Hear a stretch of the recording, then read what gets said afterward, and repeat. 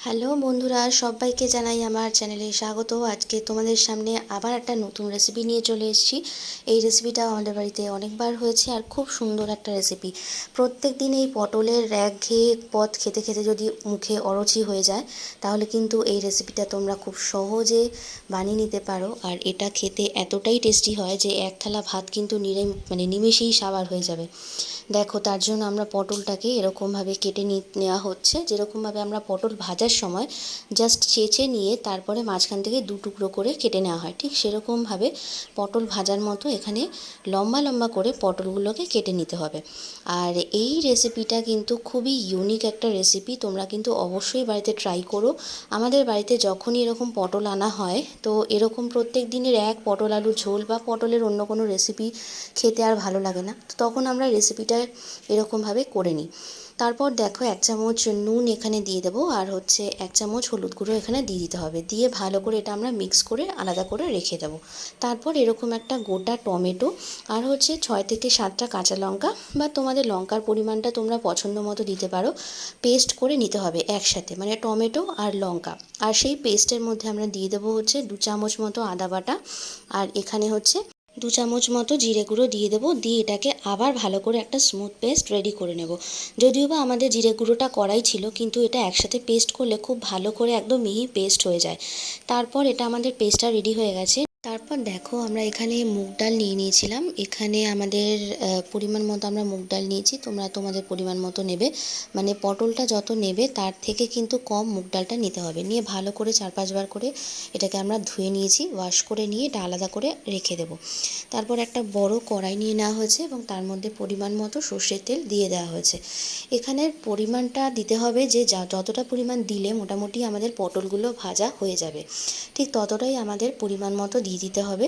দেওয়ার পরে আমরা পটলগুলোকে তো আগেই আমরা নুন আর হলুদ মাখিয়ে রেখেছিলাম, সেই পটলগুলোকে আমরা ভালো করে ভেজে নেব। যেরকমভাবে আমরা ন্যাচারালি পটল ভাজি, ঠিক সেরকমভাবে ভেজে নিতে হবে। পটল ভাজাটা খুবই ইজি একটা কাজ।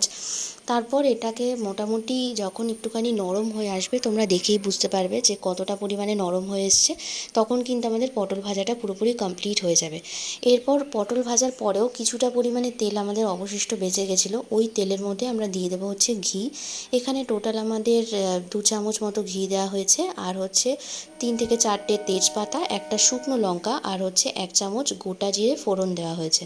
এই ফোড়নে তার মধ্যে দিয়ে দেওয়া হয়েছে। ফোড়নটা হয়ে যাওয়ার পর যে পেস্টটা আমরা বানিয়ে রেখেছিলাম, মানে টমেটো আর কাঁচা লঙ্কা প্লাস আদা আর জিরে দিয়ে যে পেস্টটা বানিয়ে নেওয়া হয়েছিল, সেই পেস্টটা আমরা এখানে দিয়ে দেবো। দিয়ে 1 চামচ নুন দেবো, আর 1 চামচ হলুদ গুঁড়ো দেবো। দিয়ে ভালো করে এটাকে মিক্স করে নেব, এবং এটা একটা মশলা হবে, মানে মশলাটাকে ভালো করে কষাতে হবে।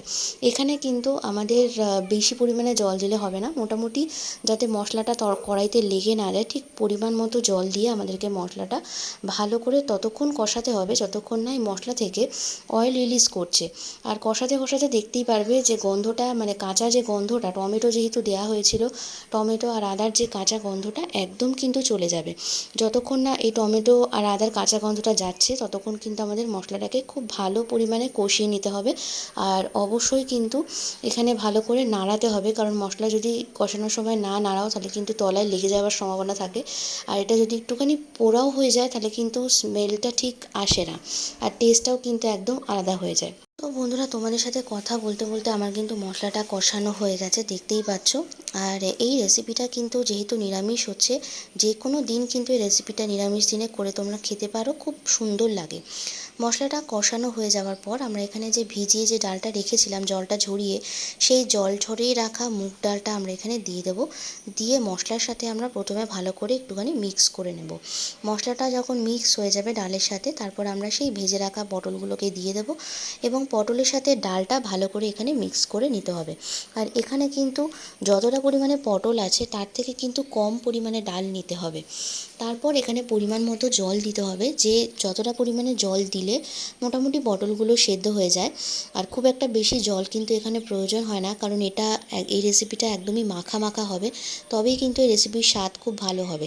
ডালটা সেদ্ধ হতে আর পটলটা সেদ্ধ হতে যতটা পরিমাণে জলের প্রয়োজন হয়, ততটাই আমরা এখানে জল দেব।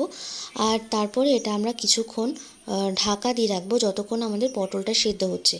আর এই রেসিপিটা কিন্তু লুচি, পরোটা, রুটি আর ভাত দিয়ে তো, গরম ভাতে তো দারুণ লাগে খেতে। নিরামিষ দিনে কিন্তু অবশ্যই তোমরা এই রেসিপিটা ট্রাই করো। যখন এটা আমাদের ফুটে আসবে ঝোলটা, তখন এখানে আমরা গরম মশলা দিয়ে দেবো 1 চামচ। গরম মশলা দিয়েও আমরা কিছুক্ষণ ঢাকা দিয়ে রাখবো, তাহলে গরম মশলার ফ্লেভারটা আমাদের ঝোলের মধ্যে থাকবে এবং পটলটাও ভালো করে অ্যাবজর্ব করতে পারবে। তারপর দেখো কিছুক্ষণ পর আমাদের এখানে পটলটা কিন্তু একদম রেডি হয়ে গেছে। মুগেশ্বরী পটল একদম ডান হয়ে গেছে, দেখতেই পাচ্ছ। এরকমই কিন্তু আমাদের একদম গামাখা থাকবে, গ্রেভিটা কিন্তু একদম গামাখা হবে। একদম ঝোলা ঝোলা কিন্তু এখানে করলে কিন্তু ভালো লাগবে না।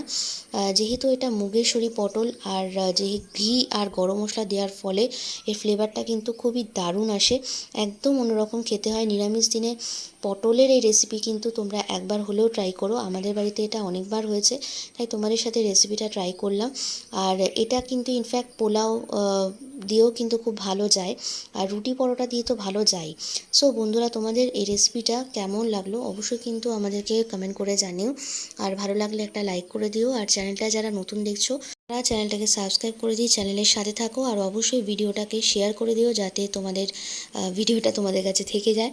তোমাদের সাথে আবার পরবর্তী ভিডিওতে দেখা হবে। তোমরা সবাই খুব ভালো থেকো, সুস্থ থেকো, সাবধানে থাকো। আর এরকমই আরও সুন্দর সুন্দর রেসিপি দেখার জন্য কিন্তু অবশ্যই আমার চ্যানেলের সাথে থেকো আর চ্যানেলটাকে সাবস্ক্রাইব করে রেখো।